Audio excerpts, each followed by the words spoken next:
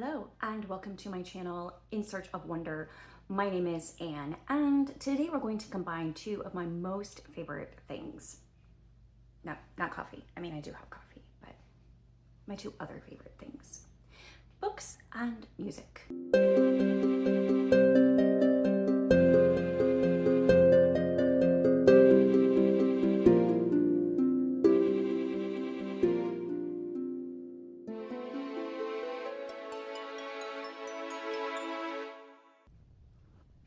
Today, I have a brand new original tag for you.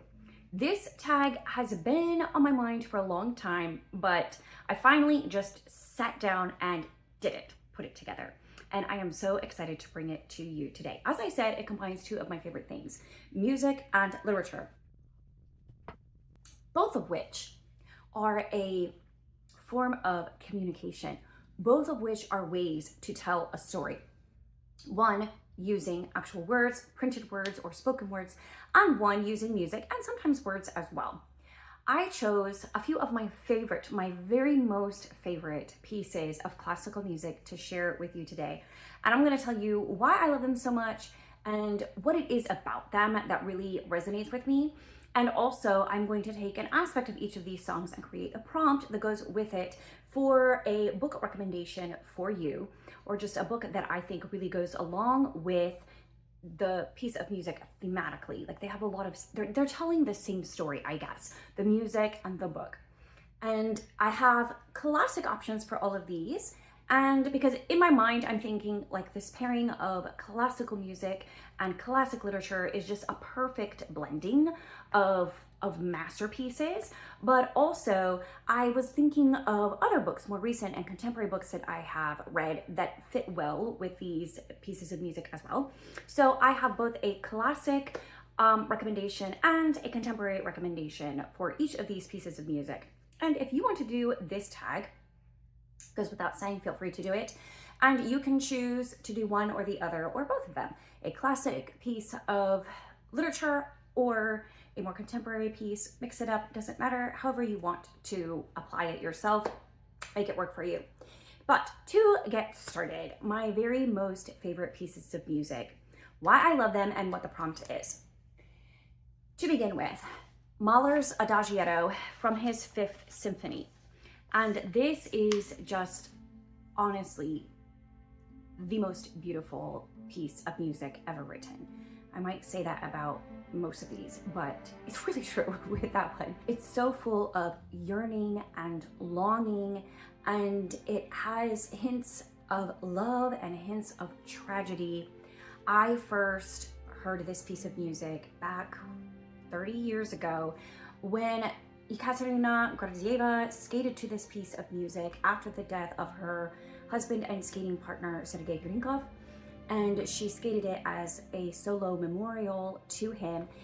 This piece of music has been used as a memorial for many other people historically, and it's very fitting for that. It does contain hints of loss in it, but it also is full of love. And as I mentioned, the whole yearning aspect of it, truly a beautiful piece of music. And when my husband and I were going to get married, we were planning our wedding and I was choosing the music. I had to narrow it down from a huge list, guys. This was on my short list, but when I played it, a piano version of it for my husband, he said it sounds like a funeral dirge, which was just like a shock to my heart because I saw it as very much like a love song. The story goes that Gustav Mahler wrote it as a love poem to his wife Alma, who was also a musician and a composer, so she understood that language. However, my husband did not think that he felt like it was too tragic for a wedding ceremony, so it got nixed from the list, which is fine. We had plenty of music to work with, but it has remained a family joke. Even the boys know the song that Daddy called a funeral dirge and offended Mommy greatly. Anyways, so that is just such a beautiful piece of music. I was playing it for my high school students recently, and it brought me to tears. It's just I don't have any more words to describe it. You just need to listen to it yourself. By the way, I'm going to put a playlist in the description box that has performances of all of these songs that I'm mentioning, my favorite performances, and also some other related videos that have to do with each of the pieces of music, if I happen to mention them. Anyway, so the prompt for this piece of music is a tragic love story. There's a great disagreement as to whether this song is more of a funereal song or a love song. I feel like it has elements of both. Gustav Mahler tended to mix his metaphors musically, and I think this is a prime example of that. So I'm going for the prompt with a tragic love story. For my classic book recommendation, I'm going to say Sylvia's Lovers by Elizabeth Gaskell. The ending to that book is heart-wrenching, and it comes after a lengthy story that you sit in grief and misery and longing and yearning for most of the length of the story. It's a perfect pairing with Mahler's Adagietto. It has very much that feeling of always longing and never quite fully achieving, being very full of emotion, but not quite able to reach the fulfillment of it. So Sylvia's Lovers definitely is a book that I would recommend, but you do need to be prepared going into it that you're not going to have one of those fun, happy endings where everything gets tied up in a pretty bow and it's a beautiful package. It is going to be thought-provoking. It is going to be showing a more raw side of human character and emotion and imperfection. But at the same time, it is beautiful. It is a worthwhile read. It is emotional, and it will stick with you for a long time, much like Mahler's Adagietto. And for a more contemporary recommendation, I have this Price of Privilege trilogy by Jessica Dotta. This is the only, this set of books is the only ones that Jessica Dotta has written. To my knowledge, she has not written anything since then, but these are really very well written, and it's kind of an epic story that takes 3 books to tell. You do have to read one after the other. It's actually more like a 3-volume, really long book because the story gets slowly woven together over the course of the 3 books. And every time I get to the end of this book, even though I know what's coming, I've read it 4 or 5 times, I sob, ugly cry. It's so impactful. It's so emotional. Our main character goes, like Sylvia's Lovers, on this journey through human experience and emotion, full of imperfections and stubbornness and willfulness, like Sylvia's Lovers. Very similar storylines in a lot of ways. That same yearning for something and never quite being able to achieve it. And the ending is heartfelt but hard. And like Sylvia's Lovers, it made me cry. So tragic love story fits both of these books, both of these examples. My next piece of music is in a very different vein, and I mentioned it for very different reasons. And that is a Minuet in G, which is commonly attributed to Bach, but was actually written by Christian or Christoph, I can't remember, Petzold, who was a contemporary of Bach, but I think a little bit older than him. And Anna Magdalena Bach had written some music by him in her notebook, but she had not attributed it to anyone. That's why it was used to be assumed that it was written by Bach, but it was actually written by this Petzold guy. So anyway, I mentioned this piece of music because not that it's like amazing or profound or emotional or anything or stirring or anything like that, but this piece of music is a beginning piece of music for piano students everywhere. As a longtime piano teacher, I can tell you the vast majority of my students, their first real piece of classical music that they play as it was written, so not like an easier transcription or reduction of it, but the actual piece of music. One of the first ones they play is Bach's or Petzold's Minuet in G. So it is very commonly known for that reason. I also use it at work for a variety of reasons, teaching students various aspects of music literacy. It's standard. It's a classic standard. And so the prompt is a classic children's book or a favorite book from your childhood, a book that really made you love reading, that introduced you to good books and good literature, and a book that you remember fondly, and a book that you would still enjoy reading to this day. For my classic, I am choosing Anne of Green Gables, which I recently reread the entire series, love the whole series. Anne of Green Gables and Rilla of Ingleside, the bookends in this series, are my absolute favorite, and I would read this again today if I had the time. It's charming, it's delightful, it's simple enough for children, but it's complex enough for adults to read and to appreciate. And the themes are so wonderful about wonder and imagination and love and how we change others for the better, but it's not in a preachy way at all. It's approachable, it's fun, it's just a delight to read, and Anne's imagination is wonderful. So I highly recommend Anne of Green Gables. This is a great introductory classic if you don't read a lot of classics, which is another reason why it goes perfectly with this piece of music. It's a great introduction to classic literature, much like that piece of music, the Minuet in G, is a great introduction to classical music. Anne of Green Gables, cannot recommend enough. My contemporary recommendation is honestly still a bit of a classic, since it was contemporary when I was a child, and that was some time ago, so now it's a classic, I guess. That would be almost anything by Beverly, Cleary, but in particular, I really remember loving the Ramona series, the Beezus and Ramona, and I read all of them, and I loved all of them. I laughed heartily, and I didn't really identify with Ramona so much myself, but I definitely recognized her in her childishness, in her younger siblingness. It's maybe not very heavy with thematic material or enlightening or anything like that in the sense that Anne of Green Gables would be, but it's still a fun and delightful read. I keep using that word, and I highly recommend if you've never read anything by Beverly Cleary. My third piece of music is, again, a very common one that almost everybody is familiar with.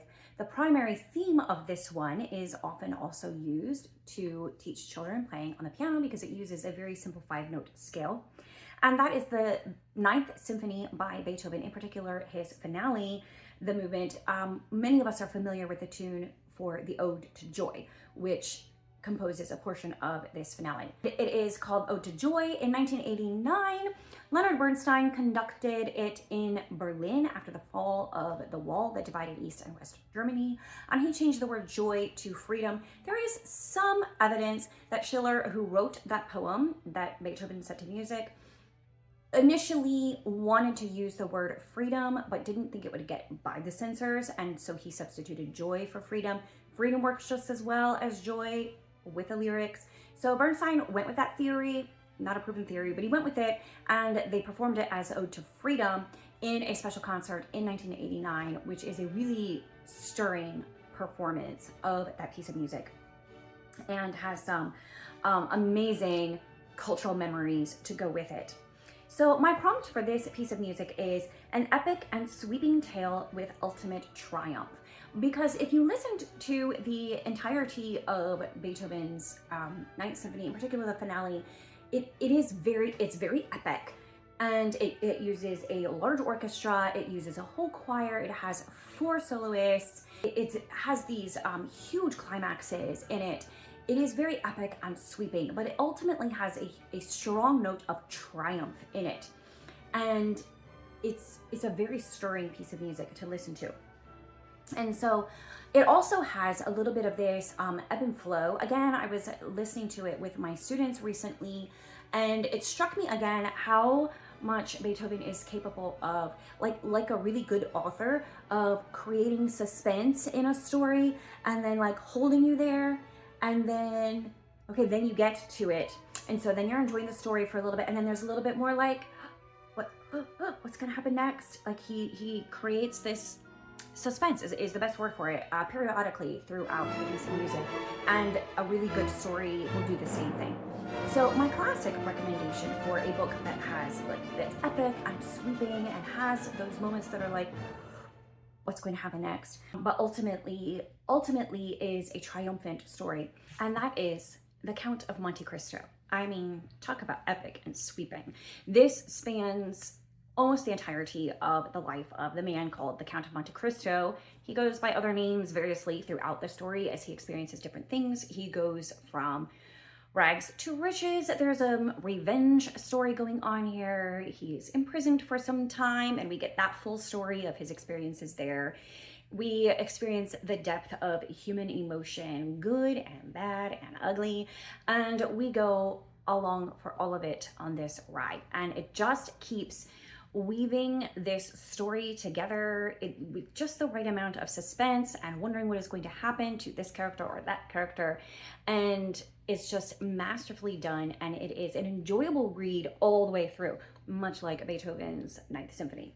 For a contemporary recommendation, I don't really have a good one because if I'm going to read an epic sweeping tale, it's probably going to be a classic piece of literature. A lot of modern stories of that kind are series. They tend to be written in series and or really long books, which I'm not always down for unless it's a classic. I don't know. I just have this idea that it's more worthwhile if it's a classic, a piece of literature. So the book that I'm going to recommend instead for this prompt is The Berlin Letters by Catherine Ray, which is set at the time of the fall of the Berlin Wall. Actually, it takes us through the building of the wall all the way through a few decades to its ultimate demise, and the emotions and the struggles of the people who lived through that period in time.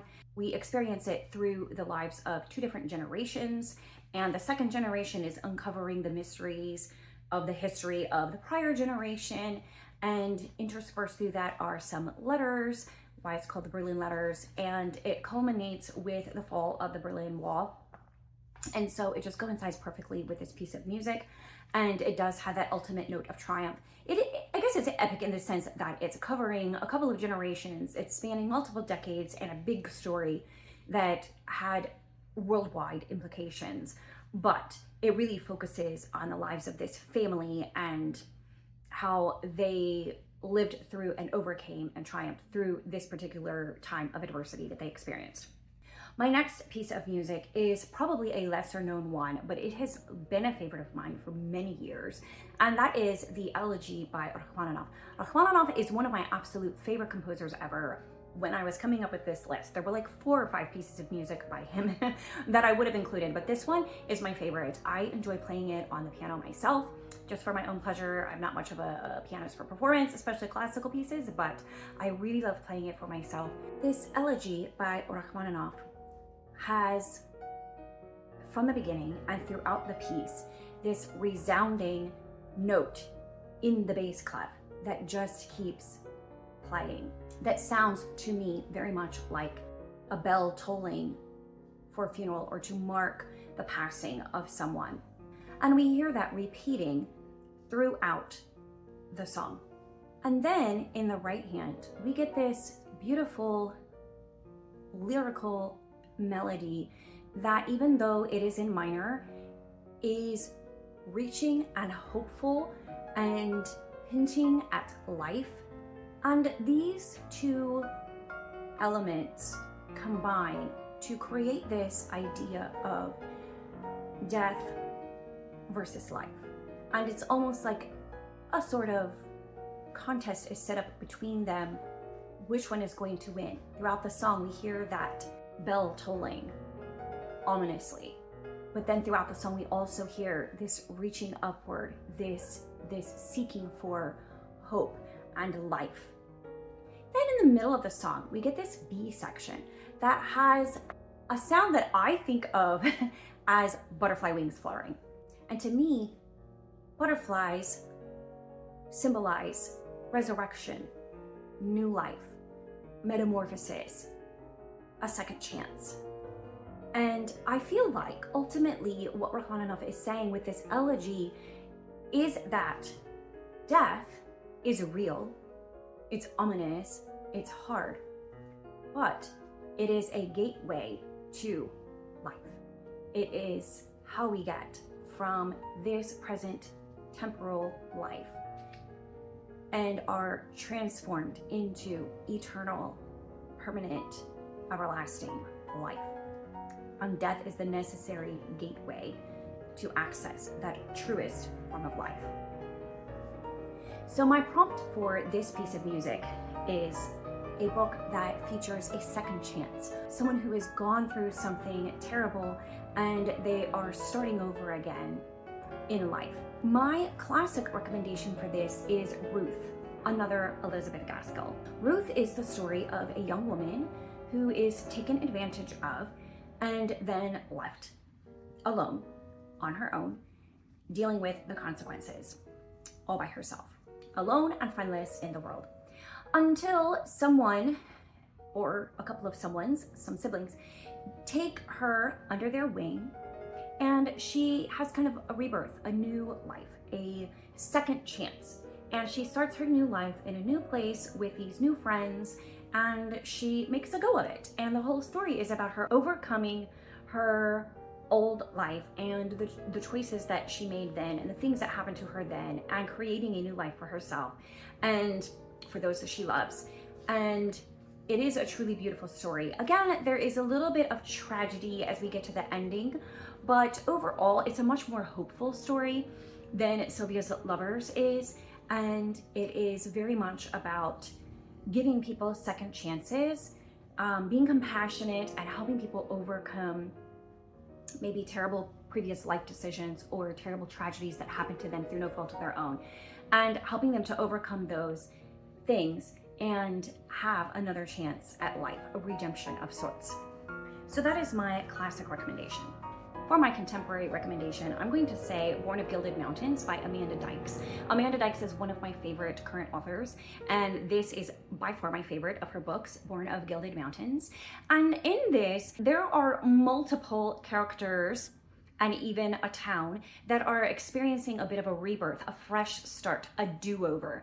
There are things that happened in the past with all of them that slowly get uncovered as we go through this story. It's sort of some mystery that is happening that we're slowly uncovering as we go through the story. It's not a mystery, but there's stuff that's being uncovered as we read, and layers upon layers of history and backstory that get revealed.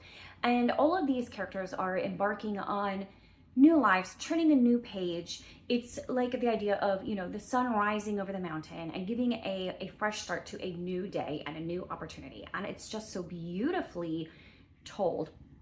So it goes very beautifully with that piece of music as well.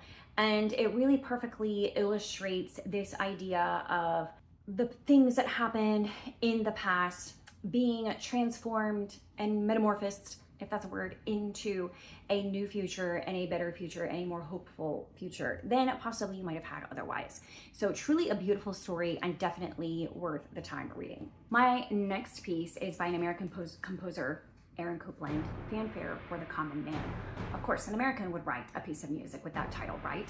And it is a grand but simple piece of music that celebrates just your average person. It's not a fanfare for a king or a queen or some person of great wealth or nobility, but just for your average person, for you and me, your average Joe. This piece of music was written for us. And so my prompt is a book that celebrates the simple things, the small things in life, a small life, if you will. A small life that nevertheless has great impact and great reach. Not about big epic things that are happening or wars or huge social upheaval or any of those things. This prompt is for books that just focus and hone in on the little things in life. The little people, if you will, the people who are not well known or famous, they're just average and normal. Their life is average and normal, but at the same time, it's beautiful. And it's worth slowing down and focusing in and looking at that beautiful small life. The classic recommendation I have for that is Villette by Charlotte Bronte. And this is very unlike Jane Eyre, for example, or Wuthering Heights, or even The Tenant of Wildfell Hall. Those other Bronte books by Charlotte and Emily and Anne have big things happening. They're epic in some ways. They're very dramatic. They have moments of high drama, high suspense. There are terrible things that happen in those stories. There are larger than life characters in those stories and larger than life scenarios. This doesn't really have that. This is the life of a young woman, Lucy Snow, I believe her name is, and her intimate personal struggles with her life. She experiences depression in this story. She has struggles on a very small and personal level that all of us can relate to. Relationship struggles, career struggles, struggles of purpose, struggles of identity, a struggle to belong. All of those little things in life that make up our life, the little struggles that we have, not on an epic grand scale that affects multiple people or communities at large, but our own personal inner struggle and our own personal life and the things that we walk through in that life. Our main character she becomes a teacher in a boarding school, and it's about the relationships that she develops there and her struggles and her triumphs and her fears and her daily life. And so that is my recommendation for this. This is not necessarily my favorite Bronte book, but I did enjoy it. One of these days, I will reread it. I think I will get even more out of it on a second read through, but it also definitely is a book that sticks with you. The character of Lucy Snow sticks with you, and her story and the emotions that she goes through are not haunting necessarily, but they really will stick around after you read the book. And my contemporary recommendation is Emma M. Lyon by Beth Brower, the Unselected Journals of Emma M. Lyon. There are currently 8 volumes published, and Emma M. Lyon is just recording on a daily basis her life in a fictional area of London in the Victorian time. And she is just a normal average person. Now, I will say the things that happen in her life are not exactly average things, but they're not also like big epic dramatic things either. And it's just her daily life as it happens, and the things that she goes through and the things that she experiences and her emotions as she's going through it. And it's very relatable, even though it's a little bit zany and unpredictable and outside the realm of normal life in some ways, but at the same time it's very real as well, and it's very daily life, because she writes a journal entry every day, and almost every day, and we get to see what is happening as she goes through her daily life, just this one person living in this metropolis and what her life is like. My next piece is actually by Bach, and that is the Little Fugue in G minor. And a fugue is a piece of music that has one primary tune. A lot of times there are other secondary tunes, but the primary tune that is introduced through different voices. And so kind of similar to a canon or a round in a way, but a little more intricate, a little more complex, a little more involved, a little more going on.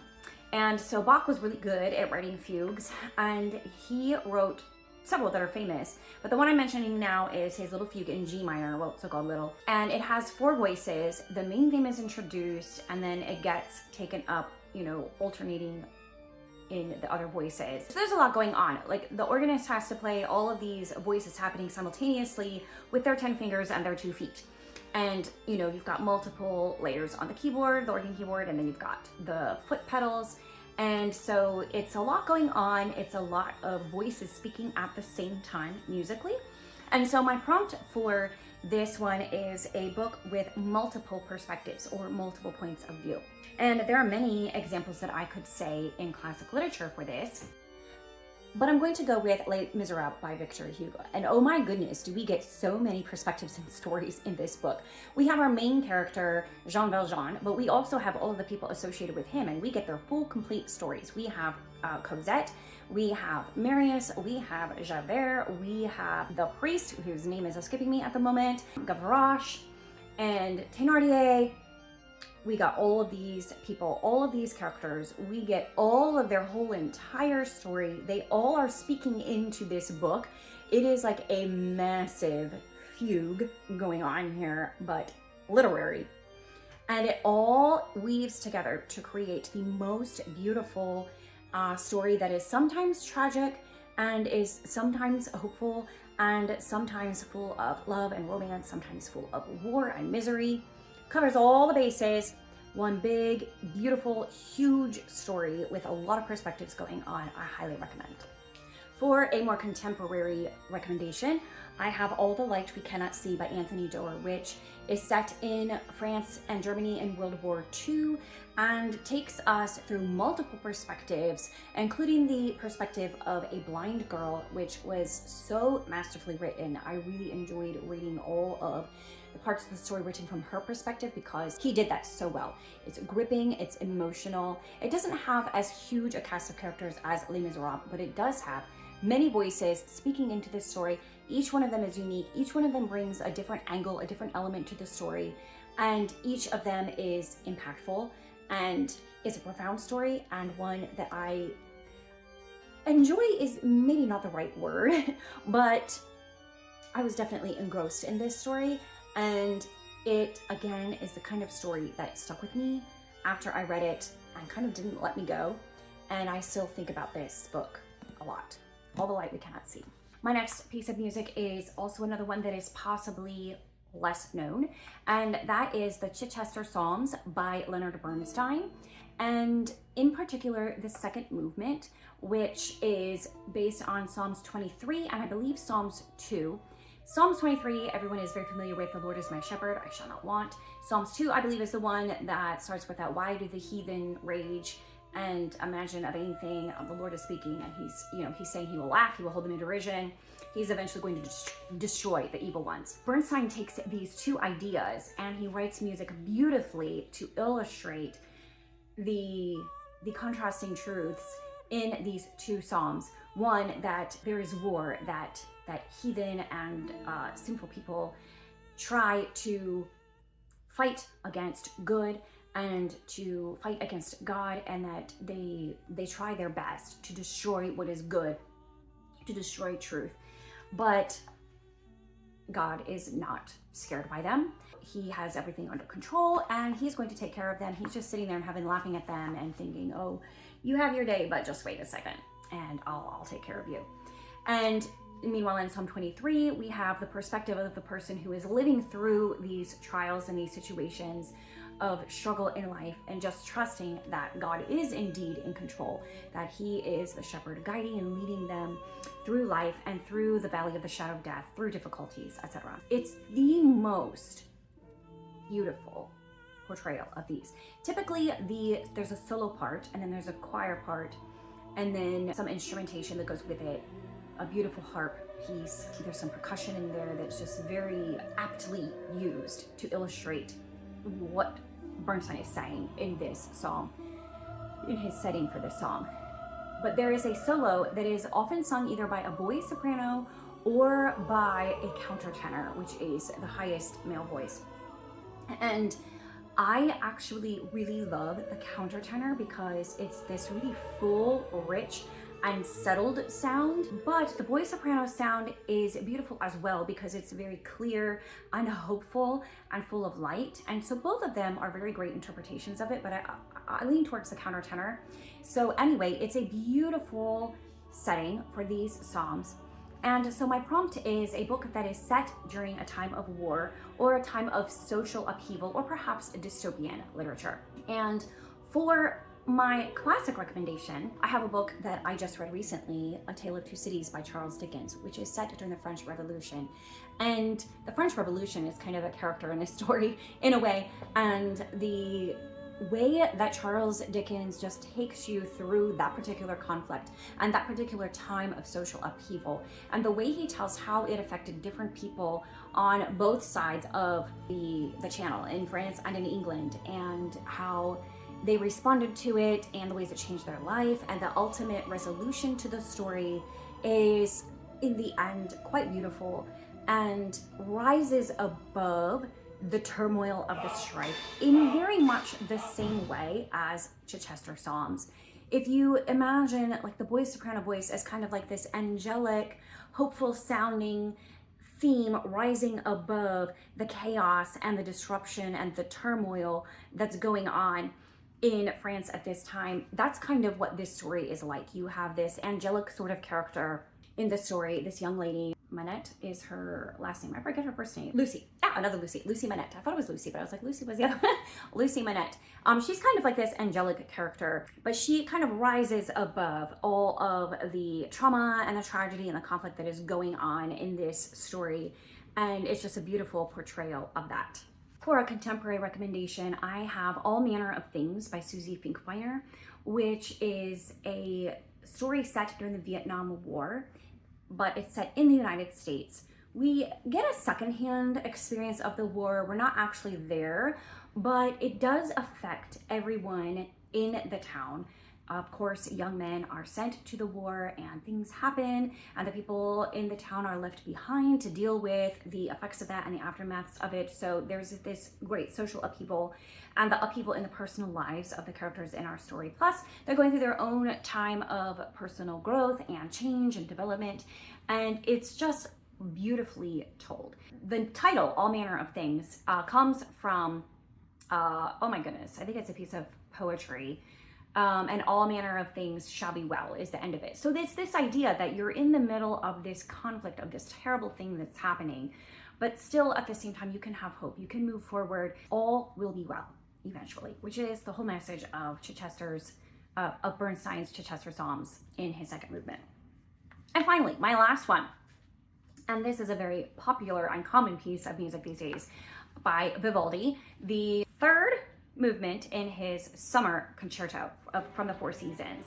It's fast-paced. It is a brisk ride. It is illustrating a storm in summer, like a thunderstorm. And I just sort of feel like Vivaldi would have been a huge heavy metal fan, because actually I think a lot of his music works really well in a heavy metal context. And sometimes I binge on listening to and watching videos of heavy metal adaptations of Vivaldi's music, and it's actually really a lot of fun. And Summer is one of those that particularly works well in that context. And so I'm thinking of a book that is fast-paced and suspenseful. It keeps you on the edge of your seat. It keeps you reading. You can't put it down. You've got to find out what's happening. And maybe your heart is racing while you're reading, wondering what is going to happen next. Or there's this constant sense of like impending doom, or a storm that's coming, a storm that's on its way, that's about to like break loose over you at any time. That's the idea behind this. And the classic recommendation I have to go with that is Fahrenheit 451 or 451 by Ray Bradbury, which is all of those things that I just said. Fast-paced, like you can't catch a breath in this story. It's just gonna keep going pell-mell towards the conclusion. I guess the brakes get stepped on a little bit as you come to the very end of the story, but all in all, it is a really fast ride, and it is a heart-stopping ride, and it's just very solidly written. Excellent book. And for my contemporary recommendation, I have Salt to the Sea by Ruta Sepetys, which has several characters in World War II who are all on a journey trying to get to this boat to escape the war.